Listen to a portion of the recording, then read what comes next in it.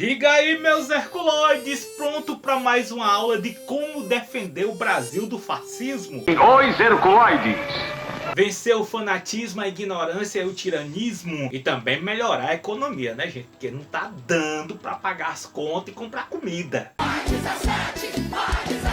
Então compartilhe esse vídeo com o máximo de pessoas que você puder, para poder abrir a mente e os olhos dessas pessoas que estão perdidas, para que elas possam ver além da mentira. Eu faço o que eu posso. Em 2018 eu fiz vários vídeos dizendo que Bolsonaro era incompetente e um analfabeto estrutural, que ele era golpista e que tinha um perfil de um ditador corrupto e genocida. E ok, aí ele tentou golpe em 2020, deixou milhares de pessoas morrer em 2020, 2021 por falta de vacina, e ele vai tentar, mesmo não tendo apoio, mesmo não tendo força, ele vai tentar um golpe agora em 2022, porque ele é um parasita. Não me diga! O caba passou quase 4 anos sem fazer nada pelo povo brasileiro, né? Fazer nada pelo Brasil. Pelo contrário, até atrapalhou. Atrapalhou na pandemia, atrapalhou também a economia. Deixou o Brasil em situações complicadíssimas com relação ao mercado exterior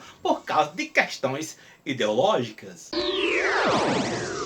Aqui no Brasil ele fez o que? Ele passeou de moto, gastou dinheiro público à torta e à direita, interferiu nas investigações de corrupção que envolvendo filho e aliados, troca um delegadinho aqui, exonera um delegadinho ali, dá indulto para outro criminoso acolá. Pelo amor de Deus, cara. E só para fazer assim um parêntese, vocês sabem que esse tal de indulto fez com que o dólar subisse e a bolsa de valor despencasse, né? Só isso, porque os investidores vê o quê? Quando vê assim, qualquer coisa que é indícios de golpe, é instabilidade econômica para aquele país. Aí eles caem fora, capo gato.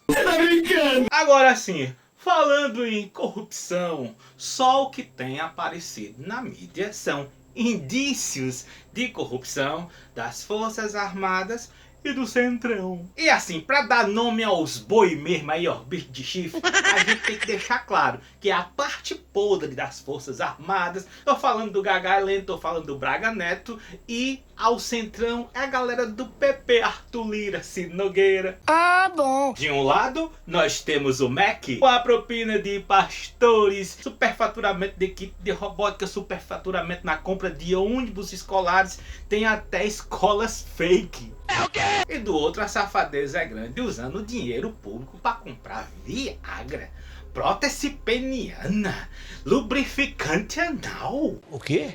Galera, se eu fosse um técnico do TCU e lesse uma licitação dessa com todos esses pedidos, eu juraria que o governo federal tinha estatizado uma casa de swing.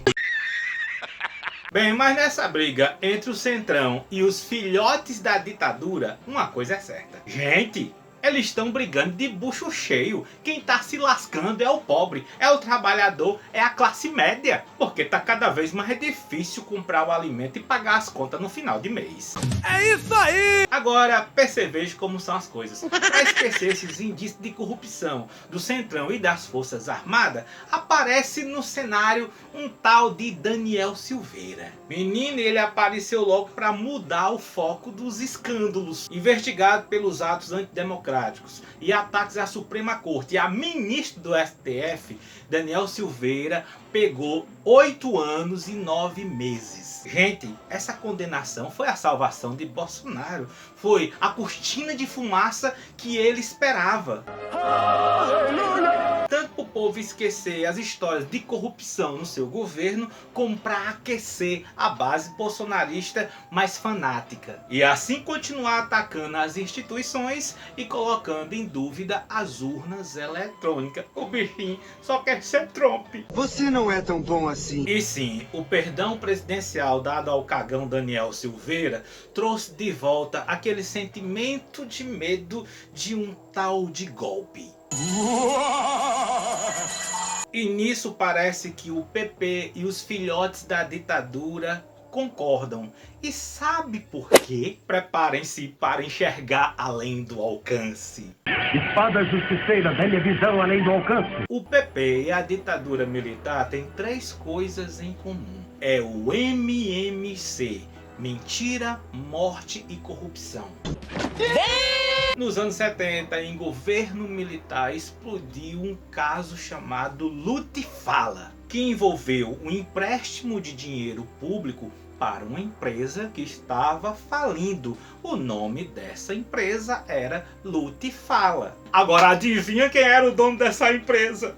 O sogro de Paulo Maluf. Tá brincando? O Paulo Maluf era do antigo Arena, Aliança Renovadora Nacional, que foi criada em 65 para apoiar governo de militar. Aí o Maluf usou a sua influência com os militares para que o BNDE, que é o mesmo BNDES hoje, liberasse dinheiro para essa empresa Lute-Fala, que estava falindo. E o dinheiro era depositado na conta da esposa de Maluf. De safado. Aí em 1977 o caso explodiu na imprensa, mas aí os militares abafaram. Em 1980 rolou até uma CPI, mas o STF arquivou o caso. Agora veja como o DNA da corrupção é incrível. Esse Arena passou a se chamar PDS, Partido Democrático Social. Aí ele se fundiu com o tal de PDC, Partido Democrático Cristão. Dessa fudida nasceu o PPR, o Partido Progressista Renovador, que se fundiu com o tal de PP que já existia na época. E dessa segunda fudida nasceu o PPB, o Partido Progressista Brasileiro, que no fim hoje é chamado só de PP, o partido de Arthur Lira e Ciro Nogueira. Ah, bom. Conseguiram enxergar aí a conexão? Agora, para finalizar, adivinha quem era do Arena e virou presidente do PP? Isso mesmo. Então veja, o Arena foi o útero para formar Maluf, Sarney, Carlos Magalhães e depois evoluiu para PP, que foi aí partido de Bolsonaro por 11 anos. Adivinha qual foi o partido mais denunciado na Lava Jato? Se você pensou que foi o PT, você errou, meu filho. Porque a Lava Jato pode ter acontecido em governo de PT, mas o partido mais denunciado na Lava Jato foi o Partido Progressista, foi o PP. De 47 investigados na Lava Jato, 32 eram de PP. Partido de Ciro Nogueira e Arthur Lira, lembrem? Então não é de se espantar que o PP apoie o indulto de Daniel Silveira, que o PP apoie ataques ao STF, ao TSE, que o PP esteja com Bolsonaro para um provável golpe. Vai dar merda, vai! E para você que repete a imbecilidade de que no tempo da ditadura é que era bom e que lá não existia corrupção, eu tenho mais pomba para soltar para você. Em governo militar, na época de Costa e Silva, nós tivemos uma corrupção legalizada, uma corrupção protegida por lei. Dê uma lida aí no decreto 64.345. Dizia que os órgãos federais só poderiam contratar serviços técnicos de engenharia de empresa estrangeira se aqui não tivesse nenhuma empresa nacional oferecendo os mesmos serviços. Jota, mas isso é uma coisa boa, Jota? Protegendo as empresas brasileiras? Isso garantiu o monopólio de algumas empresas específicas aqui no Brasil. Construtoras nacionais escolhidas a dedos para fazer obras públicas. Todo mundo pensa que Odebrecht nasceu em governo de PT.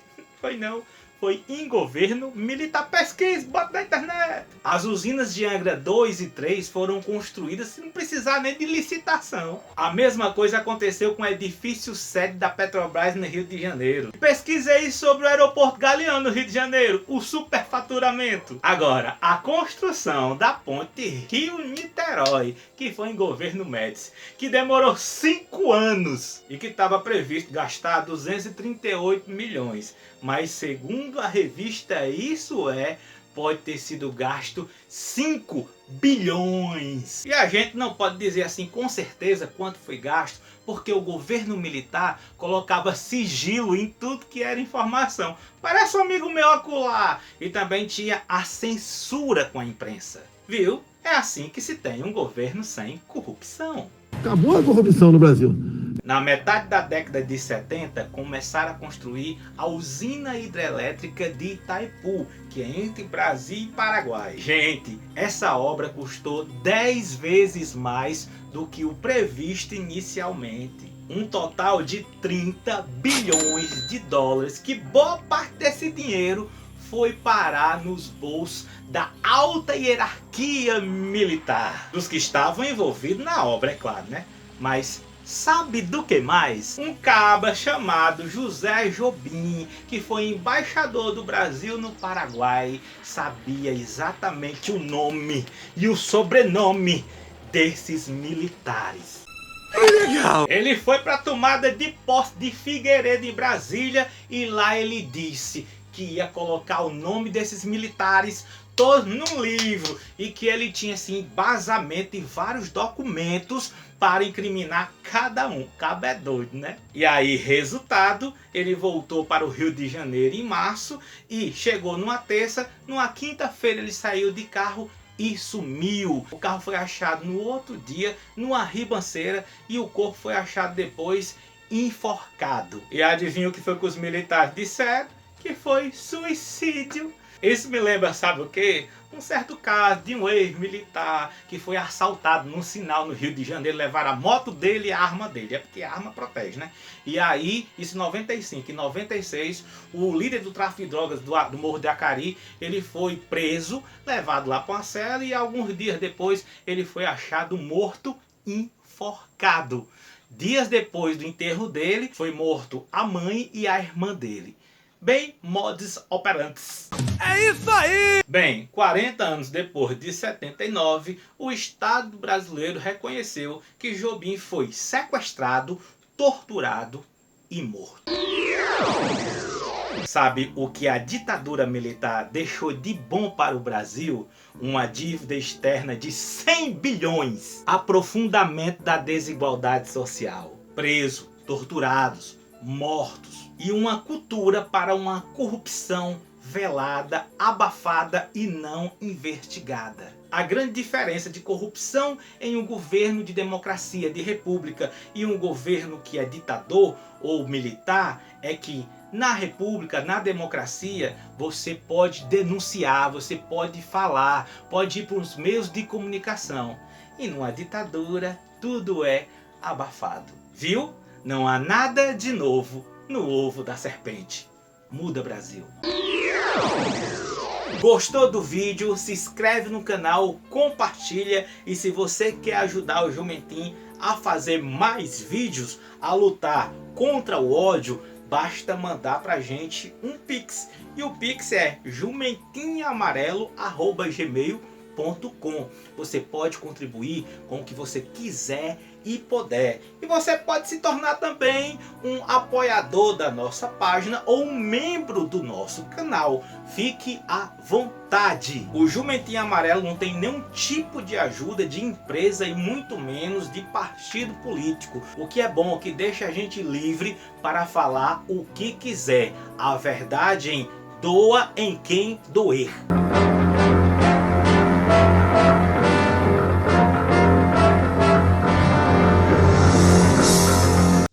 Ainda estão aí? Já acabou.